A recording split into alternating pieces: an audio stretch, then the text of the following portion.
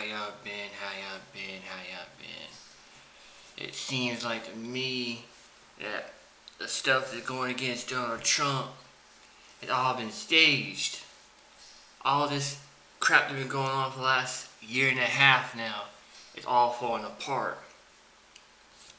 Because the information they found in Donald Trump's home was his own private files, which Joe Biden done it, Obama done it, Bill Clinton, George W. Bush Sr., all the presidents throughout the history of the United States had their own personal files of pertinent information and everything.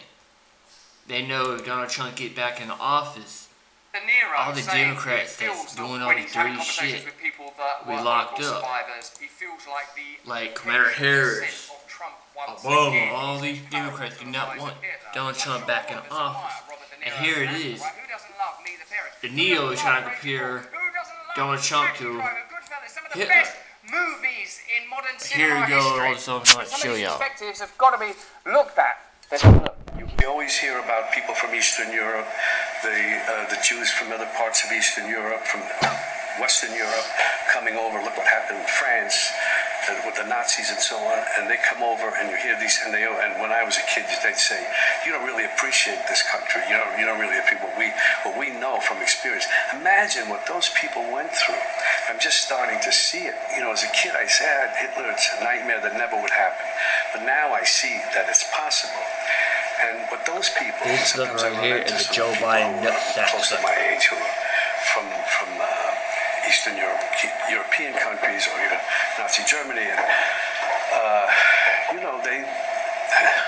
you understand it. So what De Niro is describing is his personal fear that a second Trump term will lead to Nazism, to pogroms, to the execution of religious minorities, and Robert De Niro is not alone in believing that. And in fact, there's a clear reason for those, I would say, I'm going to say hysterical views. That hysteria is deliberately generated by the legacy media. You see it every day. Bloodbath, bloodbath, bloodbath. When he said bloodbath, there's no way he was just using a popular phrase. He's talking about a bath all with blood in it. We have seen hysteria continually around the subject of Donald Trump, and now we are beginning to see the fruits of that hysteria. People claiming that a second Trump term would be akin to the rise of Adolf Hitler. But my concerns are more in alignment with the concerns of that great American political figure and orator, JFK. For we are opposed around the world by a monolithic and ruthless conspiracy that relies primarily on covert means for expanding its sphere of influence, on infiltration instead of invasion, on subversion instead of elections, on intimidation instead of free choice, on guerrillas by night instead of armies by day. It is a system which has conscripted vast human and material resources into the building of a tightly knit, highly efficient machine that combines military, diplomatic, intelligence, economic, scientific, and political operations. Its preparations are concealed, not published. Its mistakes are buried, not headlined. Its dissenters are silenced, not praised. No expenditure is questioned, no rumor is printed, no secret is revealed. JFK was describing the deep state, the blob, the globalist projects, the attempts to cut off and sever the relationship between the American people and their government. A relationship that fundamentally is supposed to mean that through representation and through the will of the people, government is organised. And he's saying this in 1960. We've just been through Nazism. In fact, some of the best Nazi scientists have been brought on board. Come to Cape Canaveral, Fritz. We're going to need some of that expertise, right? Maybe power operates in ways that are a little more insidious than we have been led to believe. Maybe it's possible that the same kind of authoritarian centralised forces that we have long feared are able to migrate and manipulate in exactly the manner that JFK was describing. In short, my personal fears are bureaucracy, tyranny through technology. I think that the forces that truly control the world would not be so dumb to present us with something as cartoonishly garish, ridiculous, and plainly evil as Adolf Hitler with his murder of innocent people, industrialized racism and execution. We have surely learned those lessons.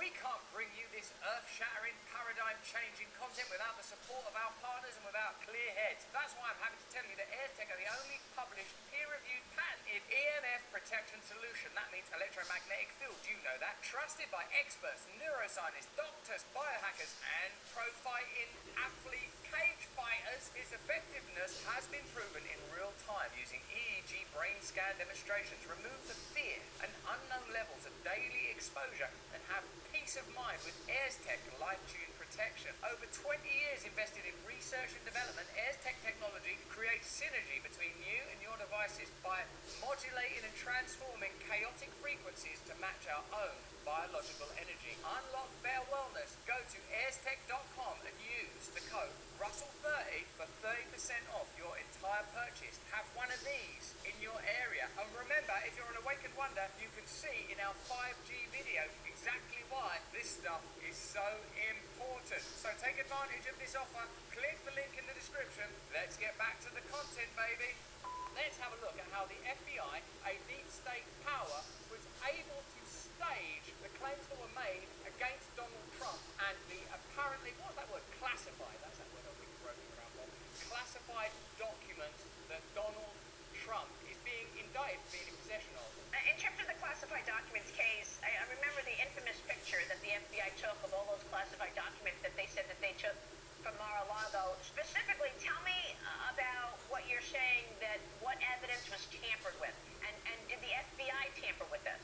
Yeah, so that famous photograph, what we have now learned, and the government has had, Jack Smith and his prosecutors have had to admit, is that was staged, and those top secret classified sheets that all the public saw and said, oh my God, look at those top secret documents, those were placed there by the FBI, and what Jack Smith admitted in court this week was that, in his words, they mishandled the classified documents and misrepresented those to the court.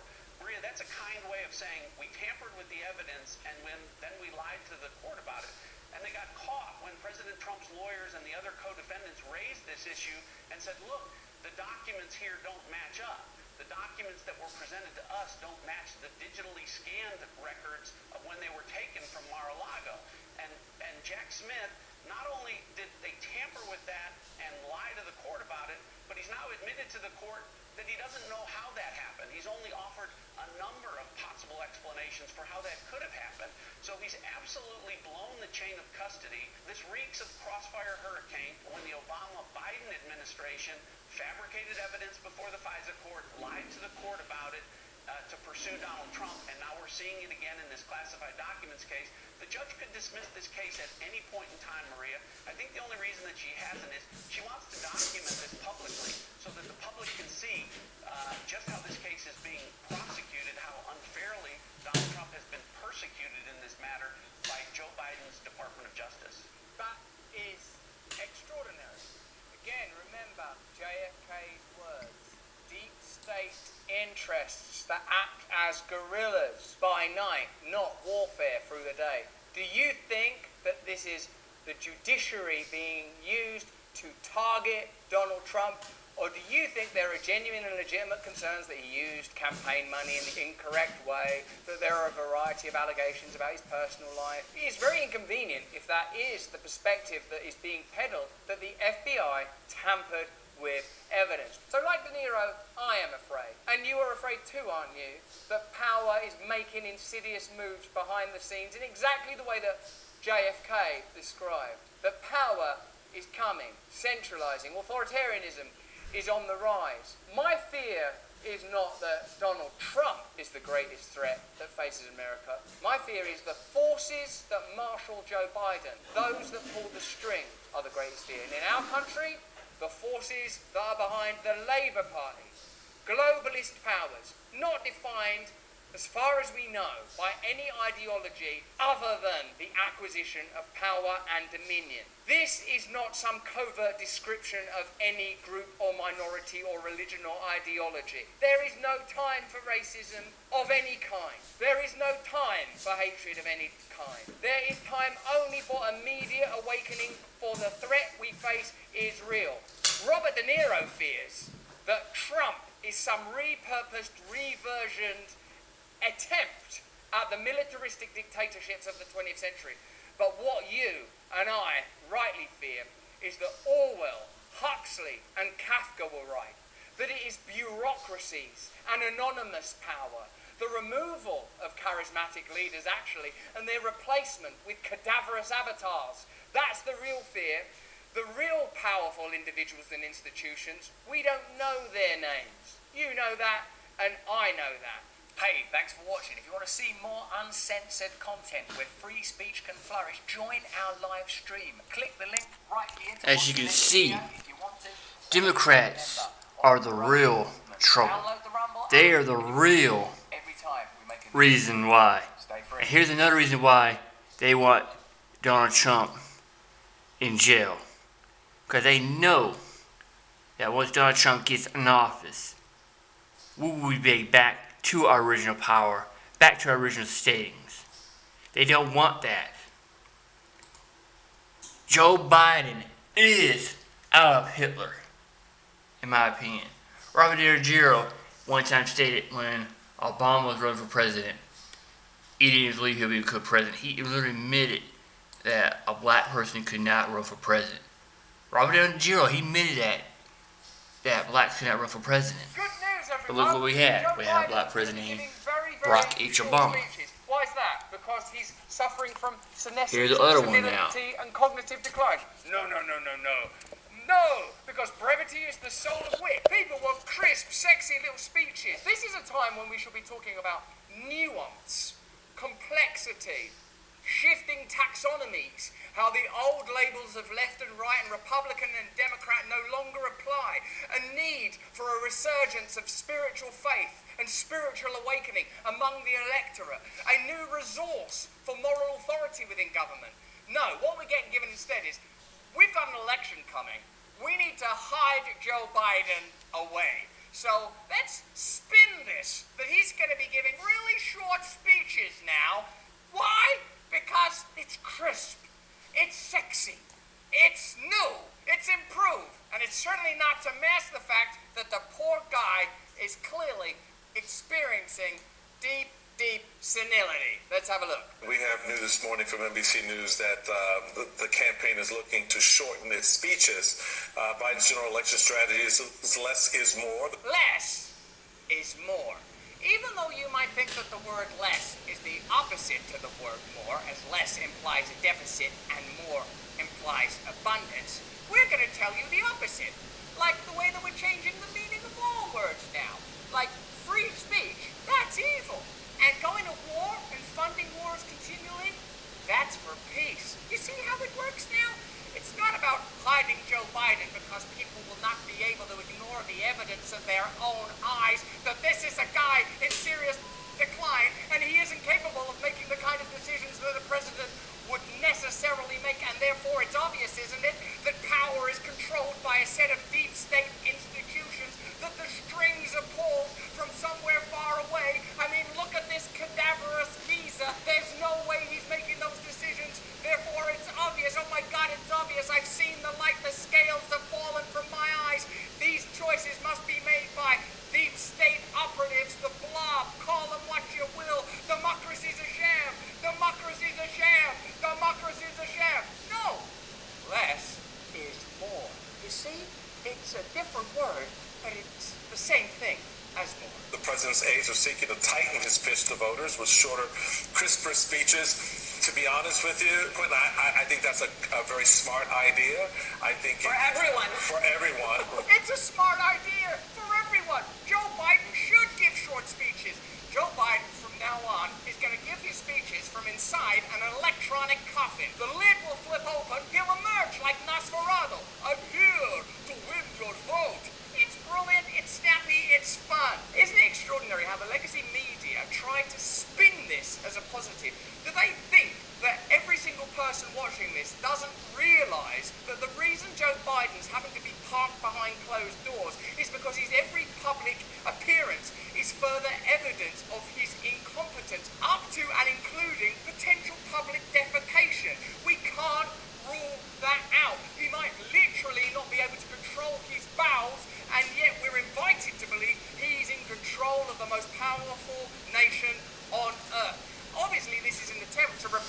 strategy that was somewhat successful, depending on what you believe, in getting him elected in the first place. Keep this guy out of the way, focus on attacking Trump, vilifying Trump, and hope that there are enough metropolitan progressives who feel emotionally so reviled and repulsed by the phenomena of Trump that it will be enough to bring this anodyne, rather inert character into a second term in office, even though, as I've said before, your own eyes, your common sense is screaming to you. An inner harbinger, an inner choir is saying, how can that man be running the country when he can't even run his own underpants? For everyone, I appreciate that approach, because it is a way for the president to sort of hit with clarity, stick his points, and move on and not get lost and sidetracked. You gotta hit his points. He's the ninja president. He's coming in. He's hitting his points. He's stick a move. He's Muhammad Ali. Look at him go. I ain't got no beef with a Viet Cong. Why should I be dying? Why should I be dying in a crazy 4-on-1? No, don't say that. It's amazing. You know, he'll be quick. He'll be fast. He'll be memeable. He'll go viral. Yeah, kind of like TikTok. Oh, no, not like TikTok. TikTok's evil. We're banning TikTok elsewhere. TikTok, no, but Joe Biden, he's like a one-man TikTok. He's tic-tac-toe. You can't lose as long as you start in the middle square. Right, kids? Give us a little bit more of the scene setting around the thinking there, and trying to reimagine the campaign going forward with what you just said, and this idea now of the president tightening his grip on his speeches. Right, I'll answer that question for you using the simple tool of honesty granted to me recently by personal spiritual changes. What it is we've realised that Joe Biden on his own is absolutely unelectable. Any idiot can see this person is not capable of running the country. Not only that, it's become plain that the whole of the Democrat Party is completely deployed in the interests of the military-industrial complex and Big Pharma, engaging in military campaigns by proxy or by armament across the world that are increasingly unpopular, even with our own avowed demographic. We can't allow people to witness and experience that through the clumsy, tumbling, rambling speeches of this inept avatar that's been put before us. So what we're doing is we're just going to trot him out, hope he don't himself, and say something quick like, Trump's bad guy. You gotta vote for Christ's sake. You don't vote for me, you're not black. If you have a problem figuring out whether you're for me or Trump, then you ain't black. You're not white. There must be one of the colors that you're not. You see that? Did you enjoy your democracy? That's what we're being offered. We can't bring you this earth-shattering, paradigm-changing content without the support of our partners and without clear heads. That's why I'm happy to tell you that AirTech are the only published, peer-reviewed, patented EMF protection solution. That means electromagnetic field. You know that. Trusted by experts, neuroscientists, doctors, biohackers, and pro-fighting athlete cage fighters. Its effectiveness has been proven in real time using EEG brain scan demonstrations. Remove the fear and unknown levels of daily exposure and have peace of mind with AirTech life-tuned protection. Over 20 years invested in research and development, AirTech technology creates synergy between you and your devices by modulating and transforming chaotic frequencies to match our own biological energy. Unlock better wellness. Go to airstech.com and use the code Russell30 for 30% off your entire purchase. Have one of these in your area. And remember, if you're an awakened wonder, you can see in our 5G video exactly why this stuff is so important. So take advantage of this offer. Click the link in the description. Let's get back to the content, baby. Look, our campaign believes in quality over quantity. We believe in quality over quantity. Could I say that? Am I going to say that? But I believe in quality. Yeah, just say it. Just say it. It doesn't matter if it's true. Just say that you believe in quality over quantity. What would you prefer, quantity or quality? I don't know, quality. Good. There you go. That's been said now. While we all recognise that what's required at the moment is a kind of reckoning of the obvious shifts that are taking place as a system crumbles, oddly, curiously, like Joe Biden's cerebellum. We're being invited to believe that the solution to the political problems that we face are not more nuance, more complexity, more conversation. Like, consider someone like Rand Paul or Thomas Massey or Bobby Kennedy, figures from various political perspectives getting down and saying, look, Rob, what are we going to do? There are a variety of areas where we disagree, but it's our job to bring America together. Clearly, there are some people that are MAGA right, they'd be called. The basket of deplorables, let's call them that. The people that believe that Trump has been robbed and that Trump is the solution. Those people have got to have a voice, even if you hate them, and you clearly do. We see your hatred for them every day. They've got to have a voice, they've got to be brought to the conversation. We can't approach it like, screw those people. They don't deserve a voice. And then there's the people that are on the Black Lives Matter side of the conversation, the progressives. We've got to somehow find a way to bring this country together or negotiate a way to federalise, decentralise, democratise, create something new. No. What we're being offered here by the legacy media that essentially operate as the amplifiers of the agenda of the state, and I don't even mean the national state anymore. This is a globalist state, as will become clear as we discuss the WHO treaty elsewhere. What we're being asked to believe is that at the time that they're banning TikTok, the whole world should become TikTok. The president's speeches should be TikTok memes. Why don't you get him out there in a leotard, presumably with some sort of catheter, to do a little dance for you? To do a little dance like a key worker or a health worker, and have that instead of politics, have that instead of clarity and transparency, have that instead of integrity, have that instead of God. This is what we're offering you. As you can see, all this right here is get us off guard, unfocused on what's going on around us. Because the Democrats know if we people open our eyes and realize what's going on, they won't have the power no more. Democrats back then, y'all might not get this, look it up, but the Democrats were the ones that invaded the Klan. Yeah, you heard me right. The Ku Klux Klan was invaded by the Democrats and everything. I know, because they did that way back then because they did not want free slaves to have rights to vote. I have done my research. Y'all do y'all research too.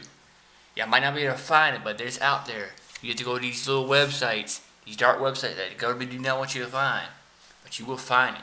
Or go to your store office that deeps in the dark history about South Carolina and everything like that, and you will find that the Democrat Party did not want that. Heck, even the Democrat Party had their own John Kennedy killed. When you have a good president in office, they have him killed.